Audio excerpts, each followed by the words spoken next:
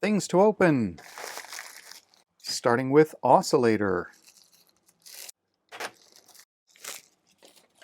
Oh, they're crystals. So are these a multi-pack or all the same? I see 16. Well, yes, read the label, 16 megahertz. Ooh, looks like I ordered these before Christmas. I'm guessing this has to do with me trying to make my own Arduino on a breadboard, which I still intend to do. 20 pieces, 16 megahertz, crystal oscillators, HC49S package, Quartz, low profile, RC Pi Arduino Pro, 20 for 99 cents from Babyface VI. When I ordered it was shipping. All of the items I'm looking at today are ordered up to a year ago, depending if they fell to the bottom of the bin where I keep all these packages. We're mostly just looking at the listings for descriptions of the items and a ballpark of what they cost. So there's nothing special about these through-hole 16 megahertz crystals. There's a load capacitance of 20 pico, frequency tolerance plus or minus 20 ppm. That's not too bad. It means they'll stick very close to their nominal 16 megahertz. And maybe I can use a resistor assortment along with that project. All right. Oh, those are power resistors. It looks like maybe a watt or something, at least a half watt. So as usual, when buying an assortment like this, they're all nicely labeled. These are stamped on. I'm sure this will come in handy for things like maybe if I need even an LED current limit resistor for a higher voltage, like 12 volts or so.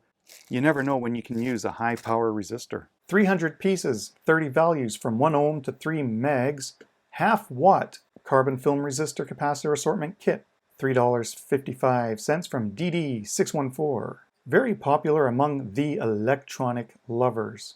Now this is interesting. One of the specifications on these resistors is the kinds are aluminum electrolytic capacitors. Otherwise, here's the values you get. So considering they span between 1 ohm and 3 megs, there's a bit of a gap between the kinds of values you're getting. But I just wanted these to have a slightly higher power rating of component on hand. So if I actually need to dissipate some power for whatever circuit, I can throw a bunch of these in series and parallel to make up the resistance I want, and that gives me even more power handling capability.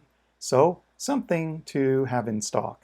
K-type thermocouple probe. I don't know, I could have ordered this maybe back in the spring or summer when I was doing a lot of thermocouple stuff, so I'm not sure at this point what this one is, and I got a couple of them. So I don't know if I ordered this back in 2017 or if it was just packaged back then. But there it is, your standard thermocouple probe and exposed thermocouple interface. And it would plug into something like this. So let's just try one out. So the one that's on here right now is showing 20 degrees. Let's get one of these out. Try not to cut the actual wire.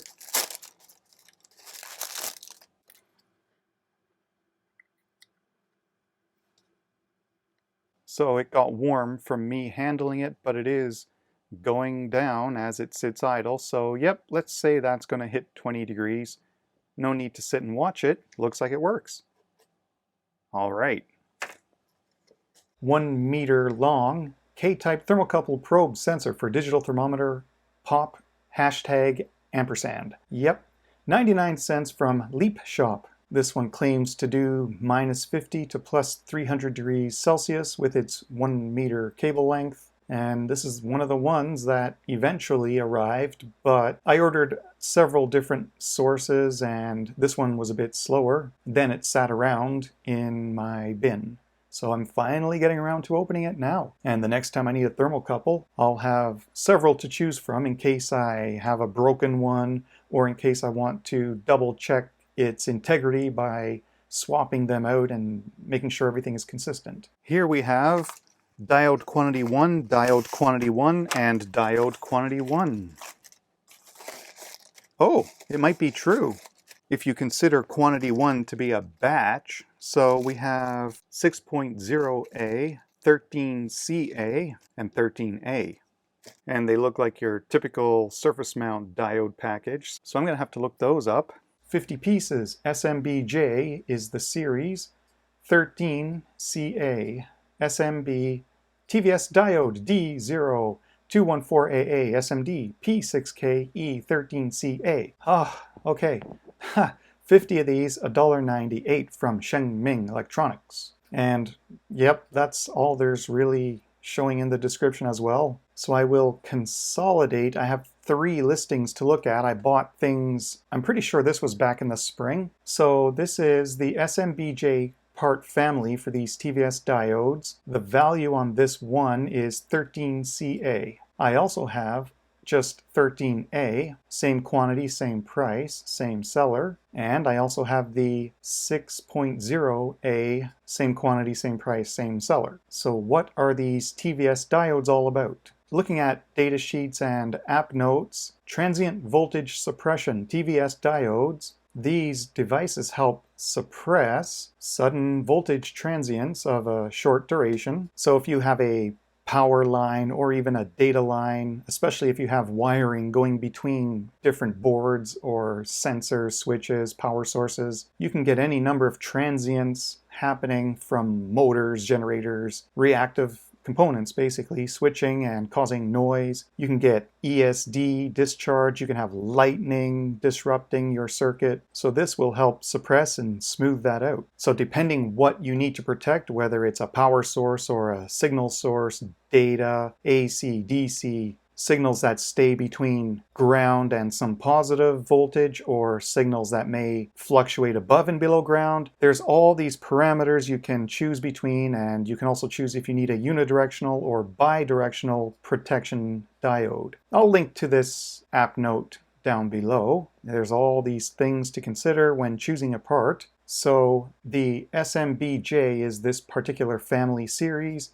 And then the numbers, I have 6.0 and I have 13. So this would be our voltage that we're dealing with. I just bought a couple of these to experiment with, so I might use the 6 volt one on 5 volt or so logic circuits, and maybe the 13 volt one on anything, say 12 volt motor circuits, and I can protect those signals and or power lines with this. And then whether it ends in A or CA determines if it's a unidirectional or bidirectional protection diode. This on semiconductor application note describes when you would want to use unidirectional or bidirectional. So their summary is you'll use a unidirectional TVS if you're protecting a circuit where the signals are always going to be either above or below the reference, which is usually ground. So in other words, something like a digital logic circuit, your signals will be between 0 volts and 5 volts, but it won't be below 0 volts. So you'd be doing unidirectional protection. A bidirectional TVS would be suitable when you have signals that may have voltages above and below the reference, usually ground. If you're going between plus 5 volts and minus 5 volts, and then you have ground as your reference, then you would use a bidirectional TVS. Here's an example of a unidirectional TVS across some sort of circuit where the input voltage is only going to go between ground and whatever this voltage is, not below ground. So in this case, say it's a chip pin. So here's your normal, say 0 volts to 5 volts. And you look in the data sheet, the absolute max before damage, I don't know, let's say it's 6 volts or 7 volts. Then you would get a unidirectional TVS where it will start protecting you somewhere between what you're normally going to get and what you're absolutely going to get damage from. So you're going to need some latitude on the positive side, and you're not expecting anything below 0 volts or whatnot, minus half a volt or minus 1 volt or something. Then this unidirectional TVS is going to tightly start protecting in the negative direction. If you had a bidirectional TVS, this negative side would allow you to have this much voltage, let's say, before it starts protecting on the negative end, so you could get damage. And here's a circuit where you have bidirectional protection. So your input could be plus or minus relative to this ground. Therefore, normal signal could be, say, plus 5 down to minus 5. And let's say you get damage if you get plus 7 or greater, or -7 or greater.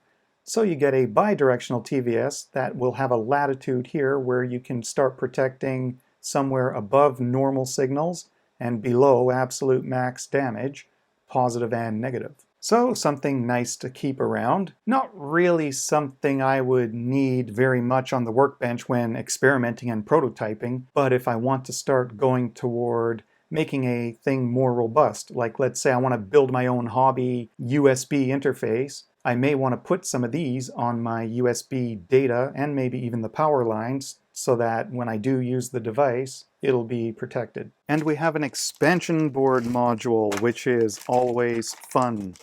There's two. Okay, are they the same? They are the same. I think it looks like a single infrared receiver with a 3-pin interface, maybe power, ground, and data. Header's kind of sloping down. It has a potentiometer, I suppose, to set some sensitivity level or something. VCC, ground, and data out. The infrared detector. And an LM393. 2, 5, or 10 pieces of flame detection sensor IR infrared receiver control module. 760 nanometers to 1100 nanometers. If you buy one, it's 99 cents. If you buy two, it's $1.06, so you might as well get at least two. Then if you want 5, it's $2.14. If you want 10, it's $4.03 from Module Fans. And I did not pay any shipping, so we're just looking at this for the info. So it looks like your typical little 3-pin header rectangular circuit with a comparator, a set point adjust, and in this case it has an IR detector on it. The output will switch high or low based on if it's receiving a signal at a certain calibrated strength within the 760 to 1100 nanometer range. This can run 3.3 to 5 volts, uses an LM393 comparator. So they're calling it a flame detection sensor, but it doesn't really look like a special sensor. It's just an IR detector, I assume, where this is its detection range. And looking up flame detector sensors, there's this entire range of the light spectrum that different types of sensors can pick up, and certain types are suitable for certain things that you're trying to actually sense. For example, a UV detector can detect the radiation emitted at the instant of ignition. So this section here, near IR, flame detectors for 0.7 to 1.1 micrometer wavelength. So 0.7 to 1.1 micro is 700 nano to 1100 nano. So these are known as visual flame detectors. They analyze near IR radiation. So we're working in this part of the spectrum just outside the visible range. So who knows if the spec of this part can really pick up that wavelength or how good it is. So something to try out later on. All right, we got our 16 megahertz crystals to make some independent Arduino projects. More K-type thermocouple probes. I have a lot of these things now. Power resistor assortment kit. Nice to have on hand in addition to regular wattage resistors. Some diode assortment kit. I've ordered a bunch of diodes and TVS surge suppression sort of parts, and infrared detector to a digital output. Lots of opportunity for good projects.